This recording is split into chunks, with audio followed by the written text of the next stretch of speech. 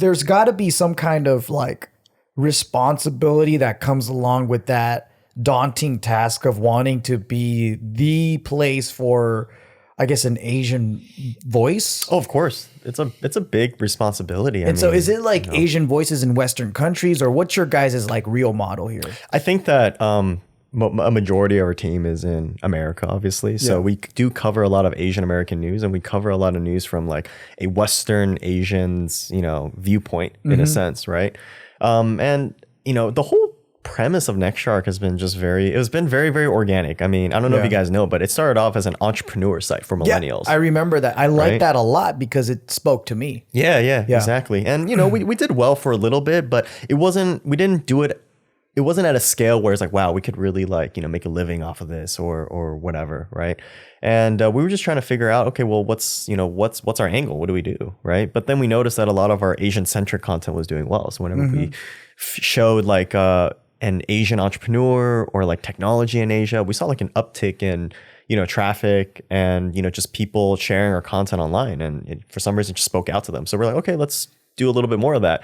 And so all of a sudden we became kind of like, oh, okay, let's focus on Asian faces, Asian businesses, more slightly towards Asian, and started doing really well. And then this is 2016. That's when the Rio Olympics happened, right? And then we started getting all these DMs, going, hey, there's a lot of Asian athletes of Asian descent participating in the Olympics, and you guys should cover them because there isn't as much visibility for these athletes. And so we were like, okay, it's not really in our, wheelhouse, but we can give it a shot. Yeah. And then our coverage like blew up like crazy. I mean, even little things, like we covered something like, we didn't even break the story. It was like all the other mainstream publications already released it. Like Vietnam wins their, first Olympic gold medal or something, right? Oh, the guy with the gun, the sharpshooter? I think so. Yeah. I think so. Yeah. So, I mean, I remember it was just a weekend. I was just like, at the time I was still like doing, writing too. And so I remember it's just a weekend. I just did a quick write up on it. And all of a sudden it was like, 500 hits in less than 24 hours. Wow. It was crazy, and so many people were sharing it and everything. And then a couple months later, we started getting more DMs going, hey, like crimes against Asian Americans are some of the lowest like reported. Like you guys should cover more of that stuff. So your fan base actually just created the content for you. Yeah. So you gave them what they were just asking for. Yeah. We just, because for us, I mean, I think that it's important to kind of listen to your readers and to figure out kind of like, what is it that they, kind of want and want to kind of consume. And we kind of base it off of that. And so, I always give shout outs to, a lot of our readers and supporters. Is a reason why, like, this is why I'm here today, honestly, because all I did was just listen and, listen to feedback. I try my best to, read, the PMs and read the emails, like even to this day. And so do our staff too. But what was that article about crimes against Asian Americans, or at least what does that mean?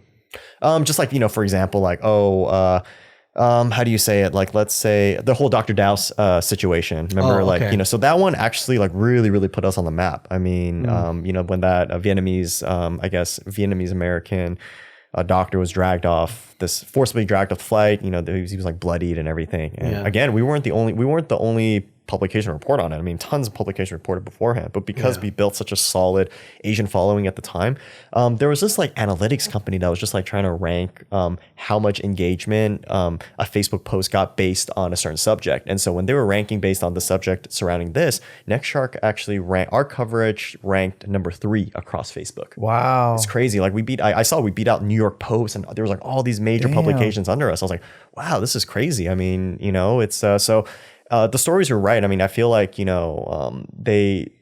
one of those things where they don't really get to see this sort of coverage like anywhere else. And so this is kind of a space where they can kind of go, discuss these issues and to kind of share what's going around locally. I'm sure we share a fan base because we always use your guys' articles for JK News. I appreciate that, bro. Yeah, man. Yeah. And it's because I genuinely care about it, and they're interesting, they're funny, and there's so much variety to it. You got fashion, you got music, you got fun, you got and it doesn't get too political. Like that's what I like about it is I think nowadays you have to choose a side. Like you can't be a news media outlet that does, that does balanced sides. Yeah, It's got to be either left or right. Yeah. And even for us, like this is what we'd say. I mean, if anybody ever says, asks us, wait, what do you politically align or whatever? And, obviously, as a publication, we have to say, yeah, we try to keep as balanced as possible. But it's no secret. I mean, like if you look at a majority of our staff, like a majority of them are definitely more so like left leaning, right? Mm-hmm. But, how we kind of try to balance it out is like, we don't try to shun people that don't really believe in, believe in our beliefs. I mean, we've had like Asian Trump supporters write op-eds on our page, and we've gotten flack for it. But at the same time, it's kind of like, look, so many people voted for Trump, and you can't tell me that, they don't have like some sort of a voice, And so I think that it's important to at least try to create a dialogue of some sort, Yeah. And we don't know. The whole thing is not perfect, right? I mean, there's still like a long way to go to figure out where that equilibrium is. And everybody's just trying to figure out like how to reach that equilibrium. Yeah, and that's something I can stand by, because I think JK News, we try to do the same thing, where, I mean, at the end of the day, we're not genius philosophers. We're just there to fuck around and talk shit. But at the same time, I feel like we have a fan base that is both like liberal and conservative, and some people they feel left out if we lean too much on one side or the other. And I think most of us don't care enough. Like, we'll care. Like, I the way I look at politics is like WWE and like drama and like entertainment. Like, to me, I don't take it as serious as other people. And I like to argue. So it might sound like I'm just really about something, but I just argue for the sake of arguing sometimes because it's fun. But I have to remember that people take this shit serious, and this is something that is like someone's life, And then so I try to do that, but I also the goal is like the common ground thing. It's like, where is there a place where they can agree, or maybe even find a compromise? Because the way that this country's going to, it's a lot of these like people just in their own bubbles and saying, well, fuck these guys. These guys they don't know anything. They don't have the right data. They're all fucking brainwashed. And the more we separate like that, it just creates chaos. Yeah, it's hard, man. I mean, we're in this stage where there's just like no room for nuance, right? It's either like you're either here or you're there. If you're not with us, then screw you. I just don't think. I think people just they say they don't like labels, but they fucking love labels, dude. They like groups. They like being grouped up into a group, and they like pointing fingers, just saying I'm better than you. That's generally what people have. That's the same thing with even like, let's say if we were to bring it down like to earth, YouTube and Hollywood, right? There's always this concept of like, I'm better than you. Like I'm a content creator. You're over here sucking Hollywood's dick. And then these people are like, you don't even make real movies, But it's like, why can't people just be happy doing what they're doing? It's, why? It's because people like labels. They like it.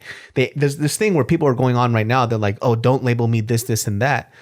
But you just say it, but you fucking love it. That's why I love it. It's fun. they like the identity and the feeling of belonging in a certain group. Yeah. I like to feel like I'm better than people. That's true. Because I'm like, fuck those Hollywood motherfuckers. How many dicks did you have to suck to be in that movie? A lot of dicks. But then they get like $20 million for their fucking role, and I'm like jealous.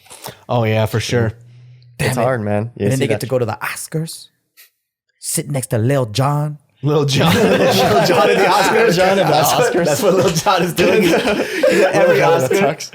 He's not doing music anymore, but he's hanging out. I fucking love Lil Jon, dude. That's why I mean, like, they're probably sitting in the back somewhere, like with the C lists and the B lists, not in the front. Yeah. Did you always want to go into like journalism?